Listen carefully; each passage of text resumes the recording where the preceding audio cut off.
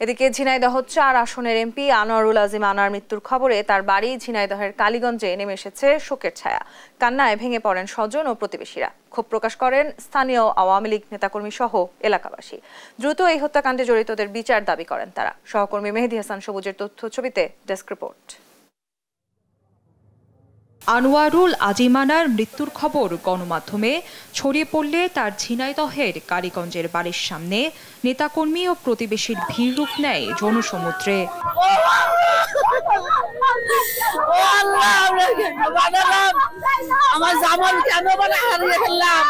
এদিন বাড়ির সামনে সৃষ্টি হয় শোকাবহ পরিবেশ। স্থানীয় ও এলাকাবাসী দীর্ঘদিনের উপকারের কথা প্রকাশ করে অনেকেই ভেঙে পড়েন কান্নায়। খুব ভালো মানুষ ছিল, আমাদের অনেক বিপদ পাস হয়েছে। আর আমি বলেছি কাকা হাসানকে ডাকি, বলেছি আমার ছেলে পুলিশে চাকরি দিতে হবে।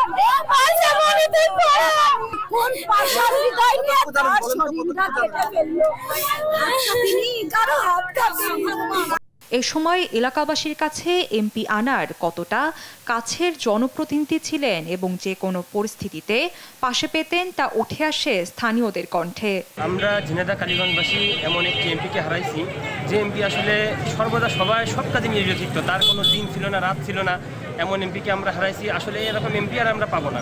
মৃত্যুর খবরে বাড়িতে জড়ো হয় তার দীর্ঘদিনের রাজনৈতিক সহকর্মীরাও। এ সময় স্থানীয় আওয়ামী লীগ নেতাকর্মীরা এমন মৃত্যুতে ক্ষোভ প্রকাশ করে দ্রুত হত্যাকারীদের বিচারের দাবি জানান। তার কোনো প্রতিপক্ষ ছিল না, সে থানার সেক্রেটারি ছিল, সেখান থেকে প্রেসিডেন্ট। যখন প্রথম সে বিএনপির অত্যাচারে দেশ ছাড়া ছিল তখন তাকে সাধারণ সম্পাদক নির্বাচিত করা হয়েছিল। এখানে তার মানুষটাই নির্বাচিত করেছে, এজন্য এখানে তার কোনো প্রতিপক্ষ নেই। এমপি মহোদয়কে সুপরিকল্পিতভাবে তার রাজনৈতিক জনপ্রিয়তা ঈর্ষান্বিত হয়ে কতিপয় দুর্বৃত্ত এবং আন্তর্জাতিকভাবে এই খুনের পরিকল্পনা করে তাকে নির্মমভাবে হত্যা করা হয়েছে। অবশ্যই আমরা এই হত্যার বিচার চাই। ভারতে চিকিৎসা নিতে যাওয়া 10 দিন পর বুধবার কলকাতার নিউ টাউন থেকে তার খণ্ডিত মরদেহ উদ্ধার করে কলকাতা পুলিশ। নিউজ ডেস্ক, দেশ টিভি।